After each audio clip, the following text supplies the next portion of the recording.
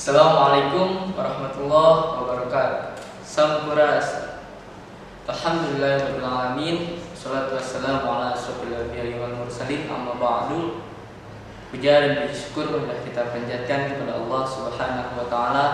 Salawat wassalam kita curah limpahkan kepada Nabi Muhammad sallallahu alaihi wasallam, pada keluarganya, sahabatnya, dan juga kepada kita selaku umatnya sampai akhir zaman. Amin ya Allah ya rabbal alamin.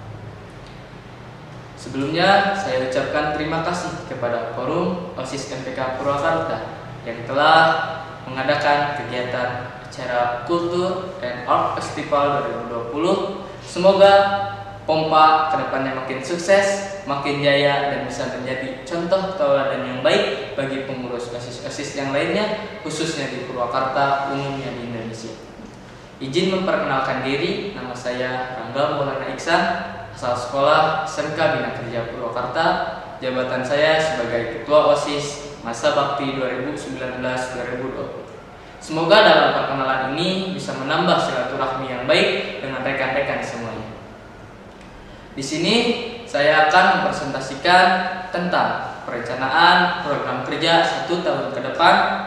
Tetapi sebelum saya berpresentasi, saya akan menjelaskan tentang apa itu OSIS, dasar hukum OSIS, dan juga tupoksi, tugas pokok dan fungsi tiap jabatan yang ada di dalam organisasi OSIS. Baik teman-teman semuanya, langsung saja ke dalam pembahasan OSIS. OSIS adalah organisasi siswa intrasekolah yang ada di dalam sekolah dan dibentuk di dalam sekolah menengah, yaitu SMP dan SMA, SMK maupun madrasah aliyah. Di dalam setiap organisasi tersebut, OSIS memiliki susunan kepanitiaan yang terdiri dari ketua, wakil ketua, sekretaris, bendahara, dan seksi bidang yang lainnya. Oleh karena itu, tugas pokok dan fungsi di dalam suatu tiap-tiap jabatan organisasi OSIS memiliki tupoksi dan fungsinya masing-masing. Yang kedua, dasar hukum OSIS. Dasar hukum OSIS yang pertama ada dalam Undang-Undang Nomor 20 Tahun 2003 tentang Sistem Pendidikan Nasional. Yang kedua ada dalam Peraturan Pemerintah Nomor 19 Tahun 2005 tentang Standar Nasional Pendidikan. Yang ketiga tentang Permendiknas Nomor 23 Tahun 2006 tentang Standar Kompetensi Lulusan. Kemudian yang keempat, Permendiknas Nomor 19 Tahun 2007 tentang Sistem Pengelolaan. Dan yang kelima, Permendiknas Nomor 39 Tahun 2008 tentang Pembinaan Kesiswaan. Baik rekan-rekan semuanya, langsung saja saya akan menjelaskan tentang tugas pokok dan fungsi tiap-tiap jabatan yang ada dalam organisasi OSIS. Yang pertama, ketua. Ketua memiliki tupoksi yang pertama, yaitu memimpin organisasi dengan baik dan bijaksana. Kemudian yang kedua, mengkoordinasi semua aparat kepengurusan yang meliputi wakil ketua, sekretaris, bendahara, dan seksi bidang yang lainnya. Tugas tupoksi yang ketiga yaitu memimpin rapat kepengurusan. Yang keempat, menetapkan kebijaksanaan dan mengambil keputusan berdasarkan musyawarah dan mufakat. Yang kelima, setiap saat mengevaluasi kepengurusan. Yang keenam, mengkoordinir kegiatan ekstrakurikuler. Yang ketujuh, penyusunan program kerja. Dan yang kedelapan, bertanggung jawab atas pembina OSIS. Kemudian jabatan yang kedua setelah ketua yaitu wakil ketua, dengan tugas pokok dan fungsinya yang pertama adalah bersama-sama dengan ketua bekerja sama untuk menetapkan kebijaksanaan. Yang kedua, memberikan saran kepada ketua dalam mengambil sebuah keputusan. Yang ketiga, menggantikan ketua jika berhalangan. Yang keempat, bertanggung jawab kepada ketua. Yang kelima, membantu ketua dalam melaksanakan tugasnya. Yang keenam, membantu ketua dalam menyusun program kerja. Dan yang ketujuh, bertanggung jawab kepada ketua. Kemudian jabatan yang ketiga yaitu sekretaris, dengan tugas pokok dan fungsinya yang pertama adalah mendampingi ketua dalam setiap rapat. Yang kedua, mendampingi wakil ketua, dan yang ketiga menyiapkan, mendistribusikan, menyimpan surat serta arsip yang berhubungan dengan pelaksanaan kegiatan. Yang keempat menyiapkan laporan, surat, dan hasil rapat evaluasi setiap kegiatan aparat kepengurusan. Yang kelima bertindak sebagai notulis dalam rapat. Dan yang keenam membantu ketua OSIS dalam program penyusunan program kerja. Jabatan yang keempat yaitu bendahara, dengan tugas pokok dan fungsinya: yang pertama, bertanggung jawab dan mengetahui segala pemasukan, pengeluaran yang diperlukan oleh organisasi siswa intrasekolah. Yang kedua, bersama ketua menyusun anggaran belanja organisasi. Yang ketiga, membuat tanda bukti kwitansi setiap pemasukan dan pengeluaran.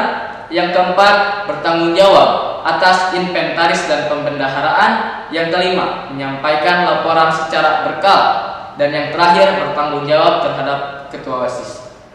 Baik rekan-rekan semuanya, di sini saya akan menyampaikan visi dan misi saya sebagai ketua OSIS masa bakti 2019-2020. Visi saya yaitu terciptanya siswa SMK Bina Kerja yang kreatif, yang inovatif, mandiri, bertanggung jawab, unggul dalam prestasi, dan juga bermartabat.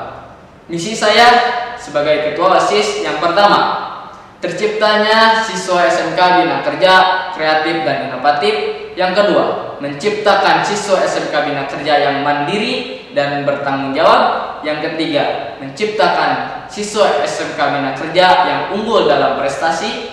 Yang keempat, menciptakan siswa SMK Bina Kerja yang patuh dan taat pada norma-norma yang ada dalam Indonesia. Dan yang terakhir, menjalin kerukunan antar pelajar di lingkungan SMK Bina Kerja Purwakarta, khususnya umumnya yang ada di Indonesia.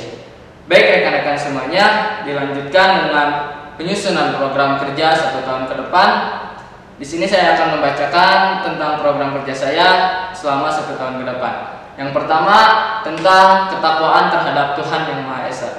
Dengan jenis kegiatan yang pertama, selalu memperingati hari-hari besar agama seperti Maulid Nabi, Isra Miraj, Ramadan, Muharram, dan lain sebagainya. Yang kedua, mengadakan lomba-lomba yang bersifat keagamaan seperti lomba dakwah, lomba baca tulis Quran, lomba baca tulis Quran, dan yang lainnya. Kemudian program kerja yang kedua mengenai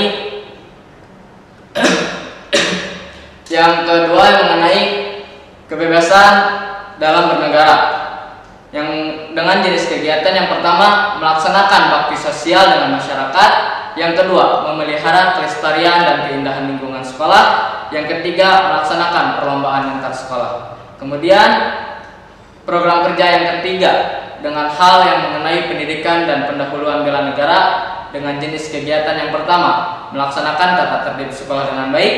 Yang dua, mengadakan perlombaan antar kelas. Kemudian program kerja yang keempat dengan hal yang mengenai kesegaran jasmani dan daya kreasi. Dengan jenis kegiatan yang pertama, menyelenggarakan lomba olahraga seperti porak, pekan olahraga antar kelas. Yang kedua, mengaktifkan prestasi di bidang olahraga. Yang ketiga, mengadakan pertandingan dengan persahabatan dengan sekolah-sekolah yang lain yang ada di Purwakarta. Dilanjutkan dengan program kerja yang kelima dengan hal yang mengenai persepsi, apresiasi dan kreasi seni. Dengan jenis kegiatan menyelenggarakan berbagai macam pelatihan seni budaya. Yang kedua, menyelenggarakan berbagai macam pentas seni. Yang ketiga, menyelenggarakan lomba seni dan budaya. Dan yang keempat, menyelenggarakan sanggar berbagai macam seni. Baik rekan-rekan semuanya, mungkin itu saja yang bisa saya sampaikan. Mohon maaf apabila ada kesalahan kata, apabila ada kesalahan berbicara, mohon dimaafkan. Wabillahi taufiq wal hidayah. Wassalamualaikum warahmatullahi wabarakatuh.